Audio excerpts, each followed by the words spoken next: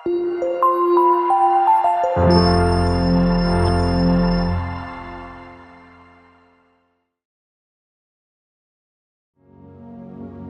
മക്കബായർ അധ്യായം 13. ശിമയോൻ നേതാവ്. യൂദാദേശം ആക്രമിച്ച് നശിപ്പിക്കുന്നതിന് ട്രിഫോ വലിയൊരു സൈന്യം ശേഖരിച്ചിട്ടുണ്ടെന്ന് ശിമയോൻ അറിഞ്ഞു. ജനങ്ങൾ ഭയചകിതരും പരിഭ്രാന്തരുമാണെന്ന് അവൻ കണ്ടു. അതിനാൽ ജെറുസലേമിൽ ചെന്ന് ജനത്തെ വിളിച്ചുകൂട്ടി അവർക്ക് ആത്മധൈര്യം പകർന്നുകൊണ്ട് അവൻ പറഞ്ഞു, നിയമങ്ങൾക്കും വിശുദ്ധ സ്ഥലത്തിനും വേണ്ടി ഞാനും എൻ്റെ സഹോദരന്മാരും പിതൃഭവനവും എത്ര മഹത്തായ കാര്യങ്ങളാണ് ചെയ്തിട്ടുള്ളതെന്ന് നിങ്ങൾക്കറിയാമല്ലോ. ഞങ്ങൾ നടത്തിയ യുദ്ധങ്ങളും അനുഭവിച്ച ദുരിതങ്ങളും നിങ്ങൾക്കറിയാം. ഇങ്ങനെ ഇസ്രായേലിനു വേണ്ടി എൻ്റെ സഹോദരന്മാരെല്ലാവരും ജീവൻ ഹോമിക്കുകയും ചെയ്തിരിക്കുന്നു. ഞാൻ മാത്രം അവശേഷിക്കുന്നു. ഒരു വിപദ്ഘട്ടത്തിലും ജീവരക്ഷാർത്ഥം ഞാൻ മാറി നിൽക്കുകയില്ല. എൻ്റെ സഹോദരന്മാരെക്കാൾ മേന്മ എനിക്കില്ലല്ലോ. എൻ്റെ ജനത്തിനും വിശുദ്ധ സ്ഥലത്തിനും നിങ്ങളുടെ ഭാര്യമാർക്കും മക്കൾക്കും വേണ്ടി ഞാൻ പ്രതികാരം ചെയ്യും. ജനതകളെല്ലാം നമ്മെ നശിപ്പിക്കുന്നതിന് വിദ്വേഷത്തോടെ ഒരുമിച്ച് കൂടിയിരിക്കുകയാണ്. ഈ വാക്കുകൾ കേട്ടപ്പോൾ ജനങ്ങൾ ആവേശഭരിതരായി. അവർ അത്യുച്ചത്തിൽ വിളിച്ചു പറഞ്ഞു, യൂദാസിന്റെയും നിന്റെ സഹോദരനായ ജോനാഥന്റെയും സ്ഥാനത്ത് ഇനി നീ തന്നെ ഞങ്ങളുടെ നേതാവ്. ഞങ്ങൾക്ക് വേണ്ടി യുദ്ധം ചെയ്താലും നീ പറയുന്നതെന്തും ഞങ്ങൾ ചെയ്യും.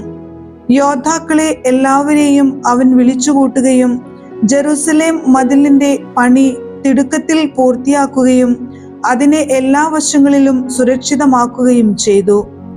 വലിയൊരു സൈന്യവുമായി അബ്സലോമിന്റെ മകൻ ജോനാഥനെ അവൻ ജോപ്പായിലേക്ക് അയച്ചു. തദ്ദേശവാസികളെ തുരത്തി അവർ അവിടെ നിലയുറപ്പിച്ചു. ജോനാഥന്റെ മരണം. യൂദാദേശം ആക്രമിക്കുന്നതിന് വലിയൊരു സൈന്യവുമായി ട്രിഫോ ടോളമായിസിൽ നിന്ന് പുറപ്പെട്ടു. തടവിലാക്കപ്പെട്ട ജോനാഥനും അവനോടൊത്തുണ്ടായിരുന്നു. സമതലത്തിനെതിരെയുള്ള അതിദായിൽ ശിമയോൻ പാളയമടിച്ചു. സഹോദരനായ ജോനാഥനു പകരം ശിമയോൻ നേതൃത്വം ഏറ്റെടുത്തുവെന്നും അവർ തന്നോട് ഏറ്റുമുട്ടാൻ പോകുന്നുവെന്നും അറിഞ്ഞ ട്രിഫോ ദൂതന്മാരെ അയച്ച് അവനോട് പറഞ്ഞു, താൻ അലങ്കരിച്ചിരുന്ന സ്ഥാനങ്ങളുമായി ബന്ധപ്പെട്ട് നിന്റെ സഹോദരനായ ജോനാഥൻ രാജകീയ ഭണ്ഡാരത്തിലേക്ക് നൽകേണ്ട പണത്തിനു വേണ്ടിയാണ് ഞങ്ങൾ അവനെ തടഞ്ഞു വച്ചിരിക്കുന്നത്. വിമോചിതനാകുമ്പോൾ അവൻ ഞങ്ങൾക്കെതിരെ വിപ്ലവം ഉണ്ടാക്കാതിരിക്കേണ്ടതിന് 100 താലന്ത് വെള്ളിയും ആൾജാമ്യമായി അവന്റെ 2 പുത്രന്മാരെയും തരുക. അപ്പോൾ ഞങ്ങൾ അവനെ വിട്ടുതരാം. ചതി നിറഞ്ഞതാണ് അവന്റെ വാക്കുകൾ എന്നറിഞ്ഞിട്ടും പണവും പുത്രന്മാരെയും കൊണ്ടുവരാൻ ശിമയോൻ ആളയച്ചു. അങ്ങനെ താൻ ചെയ്യാതിരുന്നാൽ ജനങ്ങൾക്കിടയിൽ ഉഗ്രമായ വിദ്വേഷത്തിന് പാത്രമാകുമെന്നും ശിമയോൻ പണവും പുത്രന്മാരെയും അയച്ചു കൊടുക്കാതിരുന്നതിനാലാണ് അവൻ മരിക്കാനിടയായതെന്ന് അവർ കുറ്റപ്പെടുത്തുമെന്നും അവൻ ഭയപ്പെട്ടു. പുത്രന്മാരെയും 100 താലന്തും അവൻ കൊടുത്തുവിട്ടു. എങ്കിലും ട്രിഫോ വാക്കുപാലിച്ചില്ല. ജോനാഥനെ വിട്ടയച്ചതുമില്ല. രാജ്യം ആക്രമിച്ച് നശിപ്പിക്കുക എന്ന ഉദ്ദേശത്തോടെ ട്രിഫോ അദോരയിലേക്കുള്ള മാർഗത്തിലൂടെ ചുറ്റിവന്നു. എന്നാൽ അവർ ചെന്നിടങ്ങളിലെല്ലാം ശിമയോനും സൈന്യവും അവർക്കെതിരെ മുന്നേറിക്കൊണ്ടിരുന്നു. മരുഭൂമിയിലൂടെ വരണമെന്നും തങ്ങൾക്ക് ഭക്ഷണം എത്തിച്ചു തരണമെന്നും ആവശ്യപ്പെട്ടുകൊണ്ട് കോട്ടയിലുണ്ടായിരുന്നവർ ട്രിഫോയുടെ അടുക്കൽ ദൂതന്മാരെ അയച്ചുകൊണ്ടിരുന്നു. തന്റെ അശ്വസൈന്യത്തോടെ പുറപ്പെടാൻ ട്രിഫോ തയ്യാറായി. എന്നാൽ ആ രാത്രിയിൽ കനത്ത ഹിമപാതമുണ്ടായതിനാൽ പോകാൻ കഴിഞ്ഞില്ല. അതിനാൽ അവൻ ഗിലെയാദ് ദേശത്തേക്ക് കടന്നു. ബാസ്കാമായുടെ സമീപമെത്തിയപ്പോൾ അവൻ ജോനാഥനെ വധിച്ച് അവിടെ സംസ്കരിച്ചു. ട്രിഫോ തിരിച്ച് സ്വന്തം നാട്ടിലേക്ക് മടങ്ങി. ശിമയോൻ തന്റെ സഹോദരനായ ജോനാഥന്റെ അസ്ഥികൾ എടുപ്പിച്ച് പിതാക്കന്മാരുടെ നഗരമായ മൊദൈനിൽ സംസ്കരിച്ചു. ഇസ്രായേൽ മുഴുവൻ അതിയായ ദുഃഖത്തോടെ അവനെ ചൊല്ലി വിലപിച്ചു. അനേക ദിവസം അവർ ദുഃഖം ആചരിച്ചു. ശിമയോൻ തന്റെ പിതാവിന്റെയും സഹോദരന്മാരുടെയും ശവകുടീരങ്ങൾക്കുമേൽ ഒരു സ്മാരകം പണിതു. എല്ലാവർക്കും കാണത്തക്ക വിധം മിനുക്കിയ കല്ലുകൾ കൊണ്ട് അതിൻ്റെ മുൻ പിൻഭാഗങ്ങൾ ഉയർത്തിപ്പണിതു. പിതാവിനും മാതാവിനും 4 സഹോദരർക്കുമായി പരസ്പരാഭിമുഖമായ 7 പിരമിഡുകൾ അവൻ സംവിധാനം ചെയ്തു. ചുറ്റും സ്തംഭങ്ങൾ നാട്ടുകയും സ്തംഭങ്ങളിന്മേൽ ശാശ്വത സ്മാരകമായി ആയുധ സാമഗ്രികളുടെ മാതൃക കൊത്തിവയ്ക്കുകയും ചെയ്തു. അവയോട് ചേർന്ന് സമുദ്രസഞ്ചാരികൾക്ക് കാണത്തക്ക വിധം കപ്പലുകളുടെ മാതൃകയും കൊത്തിവച്ചു. മൊദയിനിൽ അവൻ പണികഴിപ്പിച്ച ഈ ശവകുടീരം ഇന്നും നിലനിൽക്കുന്നു. ദമെത്രിയുസുമായി സഖ്യം. യുവരാജാവായ അന്തിയോക്കസിനെ ട്രിഫോ ചതിച്ചു കൊന്നു. അവന്റെ സ്ഥാനത്ത് ഏഷ്യയുടെ കിരീടമണിഞ്ഞ് അവൻ രാജാവായി ദേശത്ത് വലിയ വിപത്ത് വരുത്തിവെച്ചു. എന്നാൽ ശിമയോൻ യൂദയായിലെ ശക്തിദുർഗങ്ങൾ പുനരുദ്ധരിക്കുകയും ചുറ്റും ഉയർന്ന ഗോപുരങ്ങളും വൻമതിലുകളും നിർമ്മിക്കുകയും വാതിലുകൾക്ക് ഓടാമ്പലുകൾ പിടിപ്പിക്കുകയും ചെയ്ത് അവയെ സുരക്ഷിതമാക്കി. ശക്തിദുർഗങ്ങളിൽ ഭക്ഷണ പദാർത്ഥങ്ങളും സംഭരിച്ചു. അവൻ ഏതാനും പേരെ തിരഞ്ഞെടുത്ത് ദുരിതാശ്വാസ സഹായം അഭ്യർത്ഥിച്ചുകൊണ്ട് ദമെത്രിയൂസിന്റെ അടുത്തേക്ക് അയച്ചു. എന്തുകൊണ്ടെന്നാൽ രാജ്യം കൊള്ളയടിക്കുക മാത്രമേ ട്രിഫോ ചെയ്തുള്ളൂ. അവരുടെ അഭ്യർത്ഥനയ്ക്ക് ദമെത്രിയൂസ് രാജാവ് അനുകൂലമായ മറുപടി നൽകി. കത്ത് ഇപ്രകാരമായിരുന്നു: പ്രധാന പുരോഹിതനും രാജാക്കന്മാരുടെ മിത്രവുമായ ശിമയോനും ശ്രേഷ്ഠന്മാർക്കും യഹൂദ ജനത്തിനും ദമെത്രിയൂസ് രാജാവിന്റെ അഭിവാദനം. നിങ്ങൾ കൊടുത്തയച്ച സ്വർണ്ണ കിരീടവും ഈന്തപ്പനക്കൊമ്പും ഞാൻ സ്വീകരിച്ചിരിക്കുന്നു.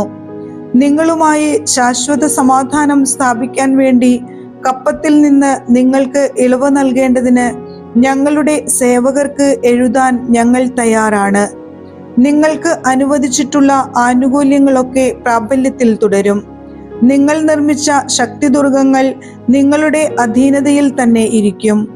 ഇന്നോളം ഉണ്ടായിട്ടുള്ള വീഴ്ചകളും അതിക്രമങ്ങളും ഞങ്ങൾ ക്ഷമിക്കുന്നു. നിങ്ങൾ നൽകേണ്ട കിരീട നികുതി ഞങ്ങൾ വേണ്ടെന്ന് വയ്ക്കുന്നു. ജെറുസലേമിൽ നിന്ന് പിരിച്ചിരുന്ന മറ്റു നികുതികൾ ഇനി പിരിക്കുന്നതല്ല. എന്റെ അംഗരക്ഷകരാകാൻ യോഗ്യതയുള്ളവർ നിങ്ങൾക്കിടയിൽ ഉണ്ടെങ്കിൽ അവരെ നിയമിക്കുന്നതാണ്. നാം തമ്മിൽ സമാധാനം നിലനിൽക്കട്ടെ. 170-ാം ആണ്ടിൽ വിജാതിയരുടെ നുകം ഇസ്രായേലിൽ നിന്ന് നീക്കം ചെയ്യപ്പെട്ടു. സമുന്നതനായ പ്രധാന പുരോഹിതനും യഹൂദരുടെ സേനാധിപനും നേതാവുമായ ശിമയോന്റെ 1-ാം ഭരണവർഷം എന്ന് അന്നു മുതൽ തങ്ങളുടെ പ്രമാണങ്ങളിലും കരാറുകളിലും അവർ എഴുതാൻ തുടങ്ങി. ഇസ്രായേലിന് സ്വാതന്ത്ര്യം. ശിമയോൻ ഗസ്രാക്കെതിരെ പാളയമടിച്ച് അതിനെ വളഞ്ഞു. യന്ത്രമുട്ടിയുണ്ടാക്കി നഗരത്തിന്റെ മതിലുകൾ ഇടിച്ചു പൊളിച്ച് ഒരു ഗോപുരം കൈവശപ്പെടുത്തി. യന്ത്രമുട്ടിയോടൊപ്പം ഉണ്ടായിരുന്നവർ നഗരത്തിൽ കടന്നു. അവിടെ വലിയ സംഭ്രാന്തിയുളവായി. നഗരവാസികൾ ഭാര്യമാരോടും കുട്ടികളോടുമൊപ്പം മതിലിന്മേൽ കയറി വസ്ത്രങ്ങൾ കീറി അത്യുച്ചത്തിൽ നിലവിളിച്ച് ശിമയോനോട് സമാധാനത്തിന് അപേക്ഷിച്ചു. ഞങ്ങളുടെ അകൃത്യങ്ങൾക്കനുസൃതമായല്ല, അങ്ങയുടെ കാരുണ്യത്തിനൊത്തവിധം ഞങ്ങളോട് പെരുമാറണമേ എന്ന് അഭ്യർത്ഥിച്ചു. ശിമയോൻ അവരുമായി ഒരു കരാറുണ്ടാക്കുകയും യുദ്ധം അവസാനിപ്പിക്കുകയും ചെയ്തു. എന്നാൽ നഗരത്തിൽ നിന്ന് അവൻ അവരെ പുറത്താക്കുകയും വിഗ്രഹങ്ങൾ പ്രതിഷ്ഠിച്ചിരുന്ന ഭവനങ്ങൾ ശുദ്ധീകരിക്കുകയും സ്തുതിഗീതങ്ങൾ ആലപിച്ചുകൊണ്ട് അതിൽ പ്രവേശിക്കുകയും ചെയ്തു.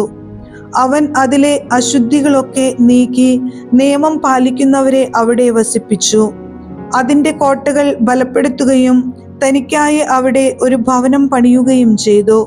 ജെറൂസലേമിലെ കോട്ടയിലുള്ളവർ ക്രയവിക്രയത്തിന് പുറത്തു പോകുന്നതോ അകത്തു കടക്കുന്നതോ നിരോധിച്ചിരുന്നു. തന്മൂലം അവർ വിശന്നു വലഞ്ഞു. അനേകർ പട്ടിണി മൂലം മരണമടഞ്ഞു. സമാധാനത്തിനായി ശിമയോനോട് അവർ കേണപേക്ഷിച്ചു. അവൻ അപ്രകാരം ചെയ്തു. എങ്കിലും അവിടെ നിന്ന് അവരെ ബഹിഷ്കരിക്കുകയും മാലിന്യങ്ങളിൽ നിന്ന് കോട്ടയെ ശുദ്ധമാക്കുകയും ചെയ്തു. 171-ാം ആണ്ട് 2-ാം മാസം 23-ാം ദിവസം യഹൂദർ സ്തുതിഗീതങ്ങൾ ആലപിച്ച് ഈന്തപ്പന കൊമ്പുകൾ ഏന്തി വീണ, കൈത്താളം, തന്ത്രിവാദ്യങ്ങൾ എന്നിവയുടെ അകമ്പടിയോടെ അതിൽ പ്രവേശിച്ചു. ഇസ്രായേലിന്റെ ഒരു മഹാശത്രു തകർക്കപ്പെടുകയും നീക്കം ചെയ്യപ്പെടുകയും ചെയ്തതുകൊണ്ട് തന്നെ എല്ലാ വർഷവും ആ ദിവസം ആഹ്ലാദപൂർവം ആഘോഷിക്കണമെന്ന് ശിമയോൻ കൽപ്പിച്ചു. കോട്ടയ്ക്കെതിരെയുള്ള ദേവാലയഗിരിയുടെ മതിലുകൾ ബലപ്പെടുത്തി. അവനും സൈന്യവും അവിടെ താമസമാക്കി. തന്റെ മകൻ യോഹന്നാന് പ്രായപൂർത്തിയായി എന്നുകണ്ട് ശിമിയോൻ അവനെ സർവ്വസൈന്യാധിപനാക്കി. അവൻ ഗസ്രായിൽ വാസമുറപ്പിച്ചു. അധ്യായം 14. ശിമിയോന്റെ മഹത്വം. 172 ആണ്ടിൽ ദമിത്രിയൂസ് രാജാവ് ട്രിഫോയ്ക്കെതിരെ യുദ്ധം ചെയ്യാൻ ആവശ്യമായ സഹായം ഉറപ്പുവരുത്താൻ സൈന്യസമേതം മെദിയായിലേക്ക് പുറപ്പെട്ടു. ദമിത്രിയൂസ് രാജ്യാതിർത്തി ലംഘിച്ചുവെന്ന് കേട്ട് പേർഷ്യയുടെയും മെദിയായുടെയും രാജാവായ അർസാക്കസ് അവനെ ജീവനോടെ പിടികൂടാൻ തന്റെ സൈന്യാധിപന്മാരിൽ ഒരുവനെ അയച്ചു. അവൻ പോയി ദമിത്രിയൂസിന്റെ സൈന്യത്തെ തോൽപ്പിച്ച് അവനെ ബന്ധനസ്ഥനാക്കി അർസാക്കസിന്റെ അടുക്കൽ കൊണ്ടുവന്നു. അർസാക്കസ് അവനെ തടവിലാക്കി. ശിമിയോന്റെ നാളുകളിൽ ദേശത്ത് ശാന്തിയുണ്ടായിരുന്നു. ജനക്ഷേമമാണ് അവൻ തേടിയിരുന്നത്. അവന്റെ ഭരണം അവരെ സംപ്രീതരാക്കി. അവന്റെ ജീവിതകാലം മുഴുവൻ അവർ അവനോട് ആദരം പ്രകടിപ്പിച്ചു.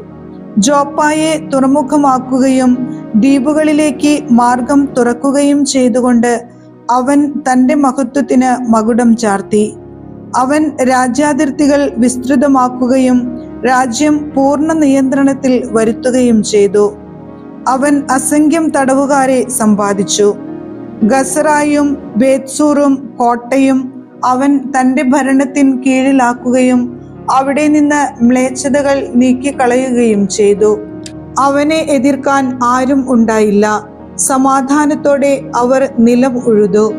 ഭൂമി ധാരാളം വിളവ് നൽകി. സമതലത്തിലെ വൃക്ഷങ്ങൾ അവയുടെ ഫലങ്ങളും. വൃദ്ധന്മാർ നിരത്തുകളിൽ കൂടിയിരുന്ന് തങ്ങൾക്കു ലഭിച്ച നന്മകളെ കുറിച്ച് സംസാരിച്ചു.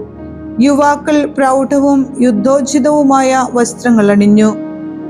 നഗരങ്ങളെ അവൻ പ്രതിരോധ സജ്ജമാക്കുകയും അവയിൽ ആഹാരം വിതരണം ചെയ്യുകയും ചെയ്തു. അവന്റെ ഖ്യാതി ഭൂമിയുടെ അതിർത്തികളോളം വ്യാപിച്ചു.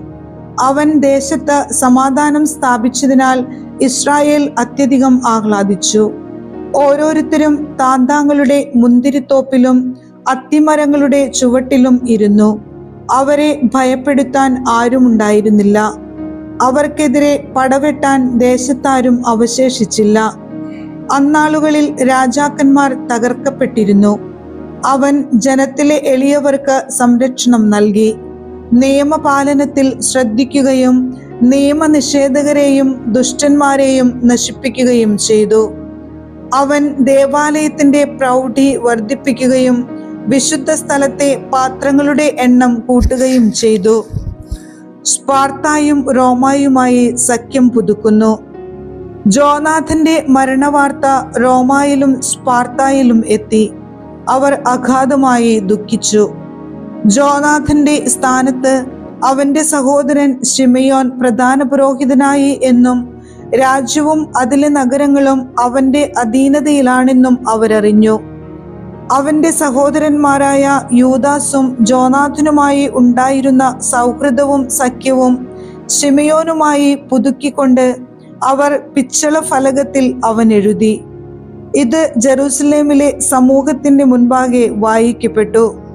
സ്പാർത്താക്കാരയച്ച കത്തിന്റെ പകർപ്പാണിത്. പ്രധാന പുരോഹിതനായ ശിമയോനും ശ്രേഷ്ഠന്മാർക്കും പുരോഹിതന്മാർക്കും ഞങ്ങളുടെ സഹോദരരായ മറ്റു യഹൂദർക്കും സ്പാർത്ത നഗരത്തിന്റെയും അധിപന്മാരുടെയും അഭിവാദനം. ഞങ്ങളുടെ അടുക്കലേക്ക് അയച്ച ദൂതന്മാർ നിങ്ങളുടെ മഹിമ പ്രതാപങ്ങളെ കുറിച്ച് ഞങ്ങളോട് വിവരിച്ചു പറഞ്ഞു. അവരുടെ ആഗമനം ഞങ്ങളിൽ സന്തുഷ്ടി ഉളവാക്കി. അവർ പറഞ്ഞതെല്ലാം ഞങ്ങൾ പൊതുയോഗക്കുറിപ്പുകളുടെ പുസ്തകത്തിൽ ഇങ്ങനെ രേഖപ്പെടുത്തിയിരിക്കുന്നു. യഹൂദ ദൂതന്മാരായ അന്തിയോക്കസിന്റെ മകൻ നുമേനിയൂസും ജാസന്റെ മകൻ അന്തിപ്പാത്തറും ഞങ്ങളുമായുള്ള സൗഹൃദം പുതുക്കുന്നതിന് ഞങ്ങളുടെ അടുക്കൽ വന്നിരിക്കുന്നു. അവരെ ബഹുമാന പുരസ്സരം സ്വീകരിക്കാൻ ഞങ്ങളുടെ ജനം താല്പര്യം കാണിച്ചു. അവരുടെ സന്ദേശത്തിന്റെ ഒരു പകർപ്പ് സ്പാർത്താക്കാർക്ക് പിന്നീട് പരിശോധിക്കുന്നതിന് പൊതുരേഖ ശേഖരശാലയിൽ സൂക്ഷിച്ചിട്ടുണ്ട്. ഇതിന്റെ ഒരു പകർപ്പ് പ്രധാന പുരോഹിതനായ ശിമയോന് അവർ അയച്ചു കൊടുത്തു. അനന്തരം റോമാക്കാരുമായുള്ള സഖ്യം ഉറപ്പിക്കുന്നതിന് 1000 മീന തൂക്കമുള്ള വലിയൊരു സുവർണ പരിചയുമായി നുമേനിയൂസിനെ ശിമയോൻ റോമായിലേക്ക് അയച്ചു. ശിമയോന് ബഹുമതി. ഇതുകേട്ട് ജനം പറഞ്ഞു, ശിമയോനോടും പുത്രന്മാരോടും നാം എങ്ങനെ നന്ദി പ്രകാശിപ്പിക്കും? അവനും അവന്റെ സഹോദരന്മാരും പിതൃഭവനവും ഉറച്ചു നിൽക്കുകയും ഇസ്രായേലിന്റെ ശത്രുവിനെതിരെ പൊരുതി അവരെ തുരത്തുകയും രാജ്യത്തിൽ സ്വാതന്ത്ര്യം സുസ്ഥാപിതമാക്കുകയും ചെയ്തു. ഇക്കാര്യങ്ങളെല്ലാം അവർ പിത്തള ഫലകത്തിൽ രേഖപ്പെടുത്തി സിയോൻ മലയിൽ സ്തംഭങ്ങളിൽ സ്ഥാപിച്ചു. അവർ എഴുതിയിരുന്നതിന്റെ പകർപ്പ് ഇതാണ്: 172 ആണ്ട്, അതായത് സമുന്നതനായ പ്രധാന പുരോഹിതൻ ശിമയോന്റെ 3-ാം ഭരണവർഷം എലൂൽ മാസം 18-ാം ദിവസം അസരമേലിൽ പുരോഹിതന്മാരുടെയും ജനത്തിന്റെയും ഭരണാധിപന്മാരുടെയും ശ്രേഷ്ഠന്മാരുടെയും മഹാസഭയിൽ ഈ വിളംബരം പുറപ്പെടുവിച്ചു. രാജ്യം തുടരെ യുദ്ധത്തിനടിപ്പെട്ടുകൊണ്ടിരിക്കെ യോയാറിബിന്റെ വംശത്തിൽപ്പെട്ട പുരോഹിതനായ മത്താത്തിയാസിന്റെ മകൻ ശിമയോനും സഹോദരന്മാരും ജീവൻ അപകടത്തിലാക്കിക്കൊണ്ട് വിശുദ്ധ മന്ദിരവും നിയമവും കാത്തുസൂക്ഷിക്കുന്നതിനായി രാജ്യത്തിന്റെ ശത്രുക്കളോട് എതിരിട്ടു. അവർ രാജ്യത്തിന് പ്രതാപം നേടിത്തന്നു. ജോനാഥൻ ജനത്തിന് കെട്ടുറപ്പ് നൽകുകയും പ്രധാന പുരോഹിതനാവുകയും ചെയ്തു. അവസാനം അവൻ പിതാക്കന്മാരോട് ചേർന്നു. രാജ്യത്തെ ആക്രമിക്കുന്നതിനും വിശുദ്ധ സ്ഥലം പിടിച്ചടക്കുന്നതിനും ശത്രുക്കൾ ശ്രമിച്ചപ്പോൾ ശിമയോൻ തന്റെ രാജ്യത്തിനു വേണ്ടി പൊരുതി. രാജ്യത്തിന്റെ സേനകൾക്ക് ആയുധവും വേതനവും നൽകാൻ അവൻ സ്വന്തം സമ്പാദ്യത്തിൽ നിന്ന് വലിയ സംഖ്യ ചെലവഴിച്ചു. യൂദായിലെ നഗരങ്ങളും അതിന്റെ അതിർത്തിയിലുള്ളതും മുൻപ് ശത്രുക്കൾ ആയുധം ശേഖരിച്ച് സൂക്ഷിച്ചിരുന്നതുമായ ബേത്സൂറും സുരക്ഷിതമാക്കുകയും അവിടെ യഹൂദ കാവൽ സൈന്യത്തെ നിയോഗിക്കുകയും ചെയ്തു.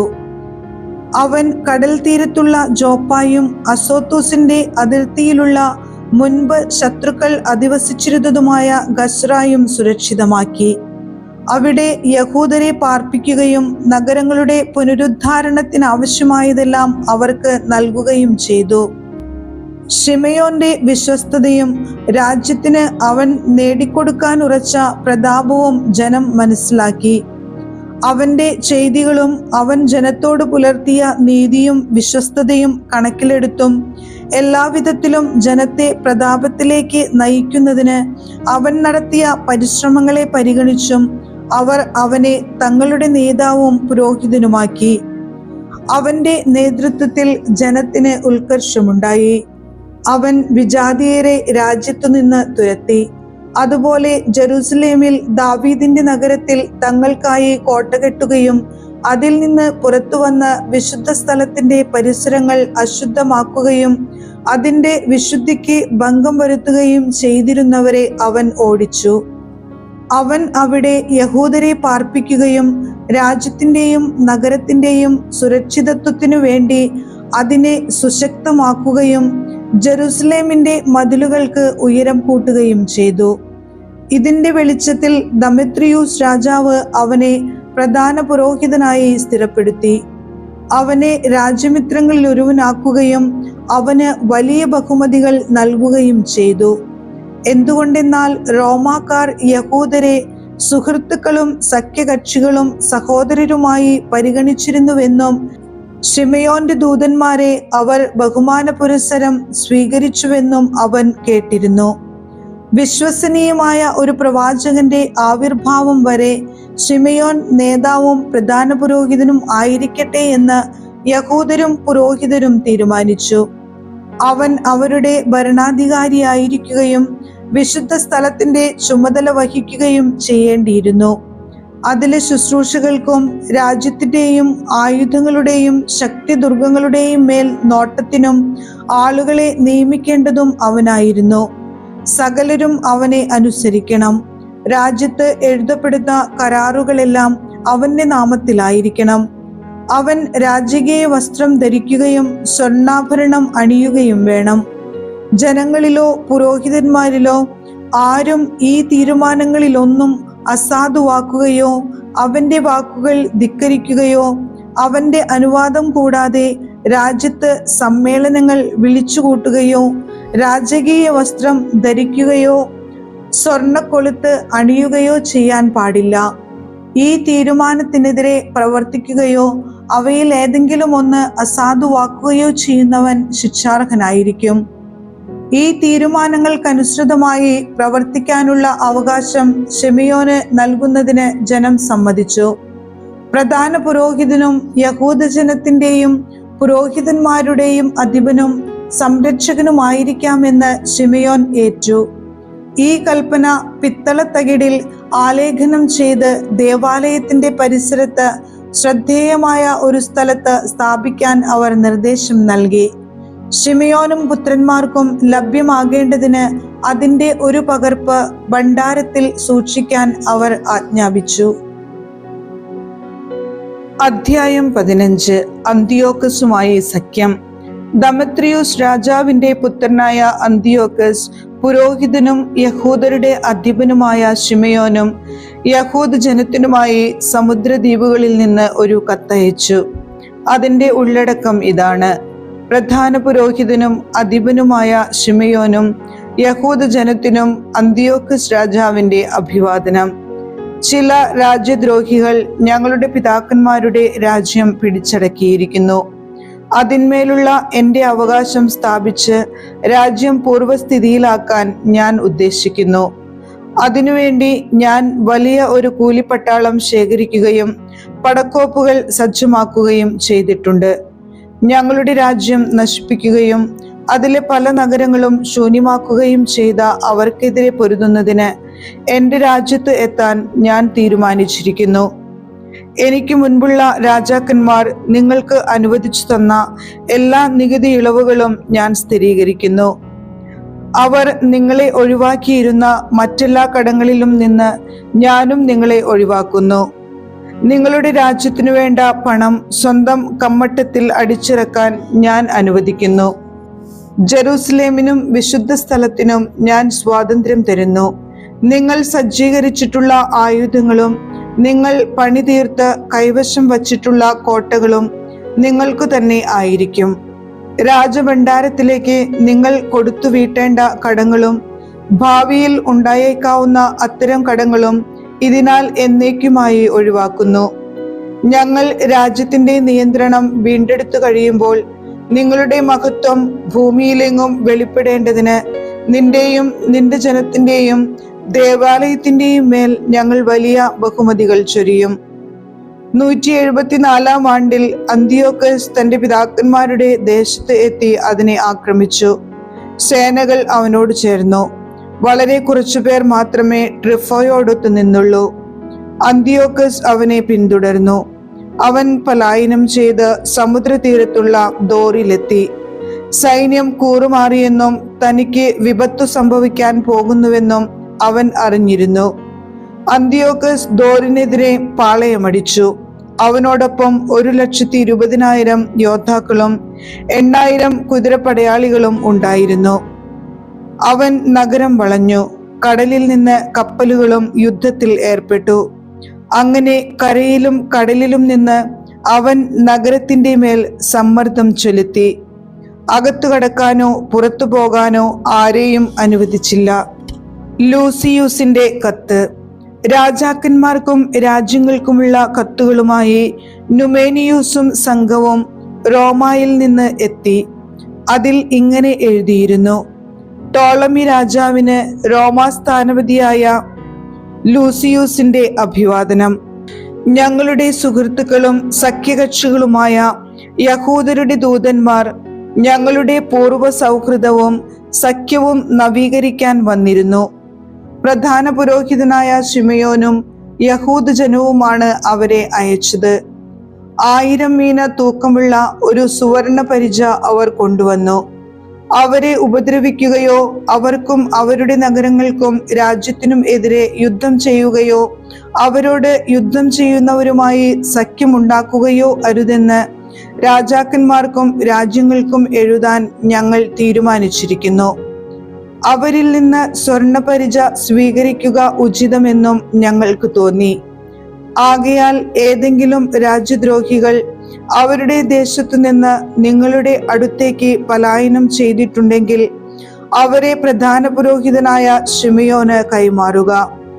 അവൻ യഹൂദ നിയമപ്രകാരം അവരെ ശിക്ഷിക്കട്ടെ.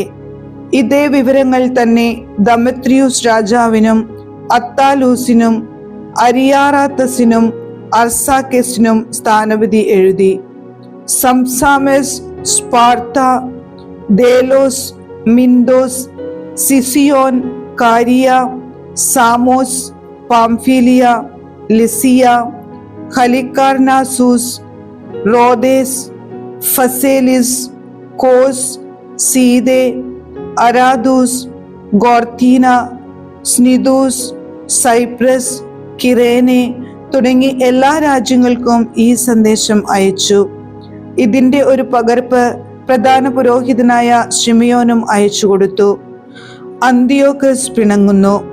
അന്തിയോക്കസ് രാജാവ് സൈന്യവും യുദ്ധോപകരണങ്ങളുമായി വീണ്ടും ദോറിനെ ആക്രമിച്ചു. പുറത്തു പോകാനോ അകത്തു കടക്കാനോ കഴിയാത്ത വിധം ട്രിഫോയെ അതിനുള്ളിലാക്കി. സ്വർണം, വെള്ളി, ധാരാളം യുദ്ധോപകരണങ്ങൾ എന്നിവയുമായി സമർത്ഥരായ 2000 യോദ്ധാക്കളെ ശിമയോൻ അന്തിയോക്കസിന്റെ അടുത്തേക്ക് അയച്ചു. അവരെ സ്വീകരിക്കാൻ അവൻ വിസമ്മതിച്ചു. ശിമയോനുമായി മുൻപുണ്ടാക്കിയിരുന്ന കരാറുകളെല്ലാം അവൻ തള്ളിക്കളയുകയും അവനുമായി പിണങ്ങുകയും ചെയ്തു. അന്തിയോക്കസ് തന്റെ മിത്രമായ അത്തനോബിയൂസിനെ ഈ സന്ദേശവുമായി അയച്ചു. ജോപ്പായും ഗസ്രായും ജെറൂസലേം കോട്ടയും നിന്റെ നിയന്ത്രണത്തിലാണ്. അവ എന്റെ രാജ്യത്തെ നഗരങ്ങളാണ്. നീ ആ പ്രദേശങ്ങൾ നശിപ്പിക്കുകയും ദേശത്തിന് വലിയ നാശങ്ങൾ വരുത്തുകയും എന്റെ രാജ്യത്തെ പല സ്ഥലങ്ങളും കൈയടക്കുകയും ചെയ്തു. ആകയാൽ നിങ്ങൾ പിടിച്ചടക്കിയ നഗരങ്ങൾ വിട്ടുതരികയും യൂദയായുടെ അതിർത്തികൾക്ക് പുറത്തുനിന്ന് പിടിച്ചെടുത്ത സ്ഥലങ്ങൾക്കുള്ള കപ്പം തരുകയും ചെയ്യുക.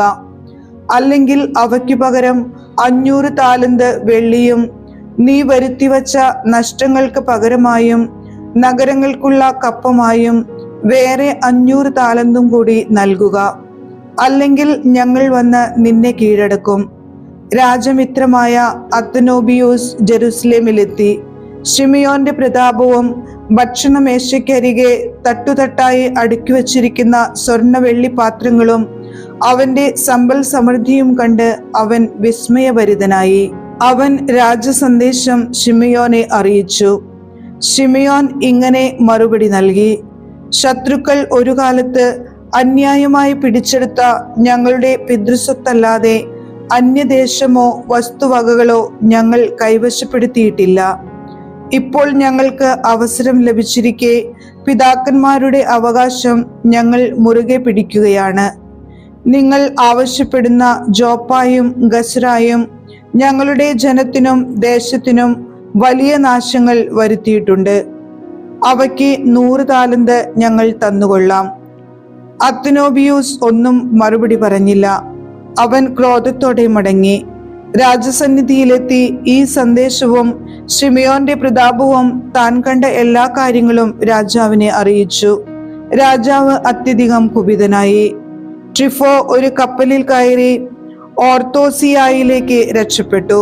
രാജാവ് സെന്തബേയൂസിനെ തീരപ്രദേശങ്ങളുടെ സൈന്യാധിപനാക്കുകയും അവന് ഭടന്മാരെയും കുതിരപ്പടയാളികളെയും നൽകുകയും ചെയ്തു.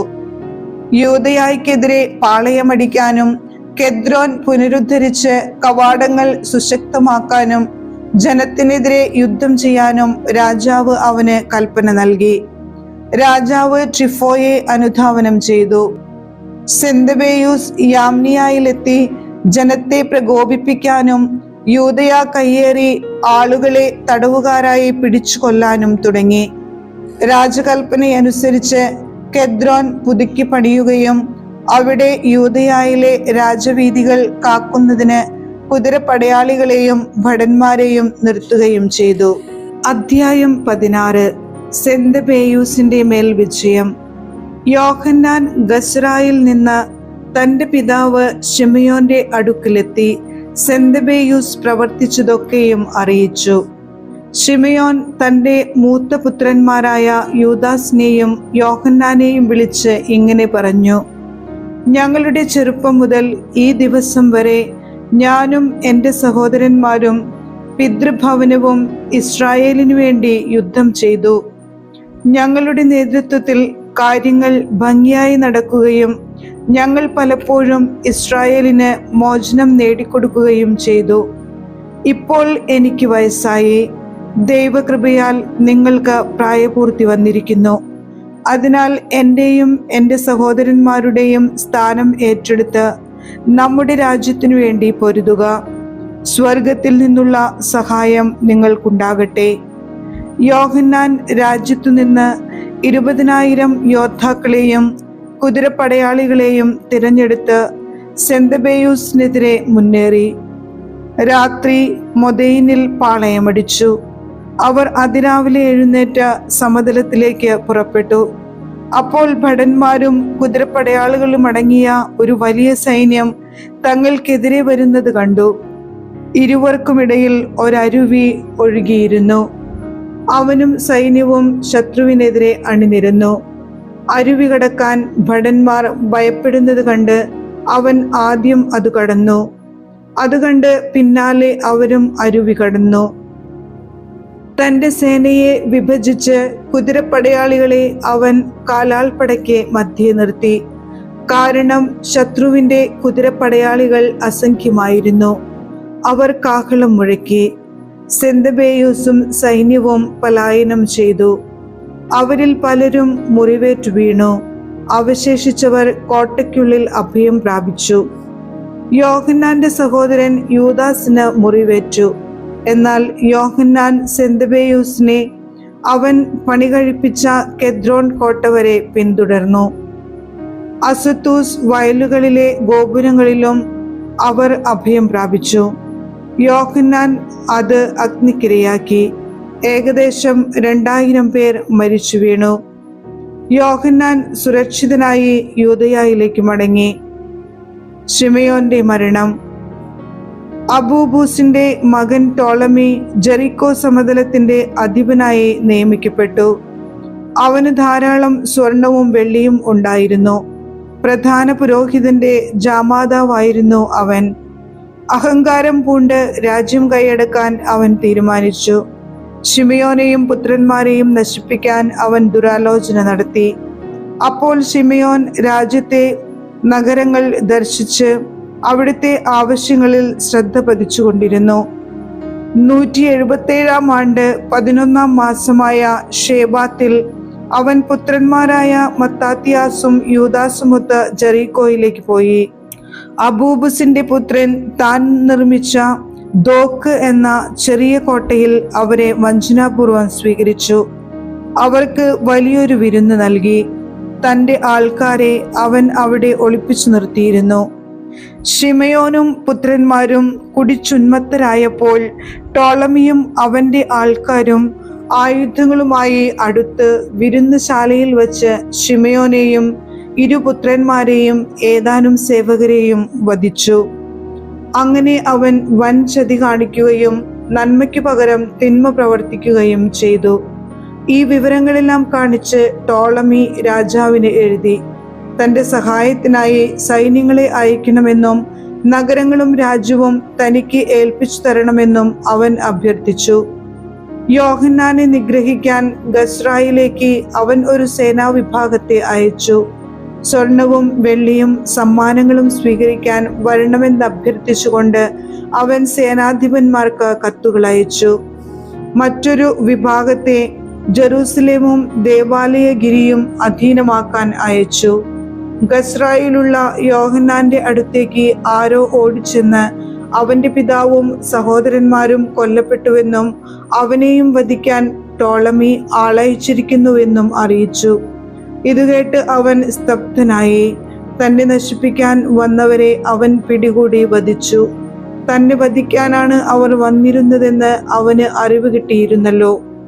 യോഹന്നാന്റെ മറ്റു പ്രവർത്തനങ്ങളും അവന്റെ യുദ്ധങ്ങളും ധീരകൃത്യങ്ങളും മതിൽ നിർമ്മാണവുമെല്ലാം പിതാവിന്റെ മരണത്തിനു ശേഷം അവൻ പുരോഹിതനായ നാൾ മുതലുള്ള പ്രധാന പൗരോഹിത്യത്തിന്റെ ദിനവൃത്താന്തത്തിൽ രേഖപ്പെടുത്തിയിട്ടുണ്ട്.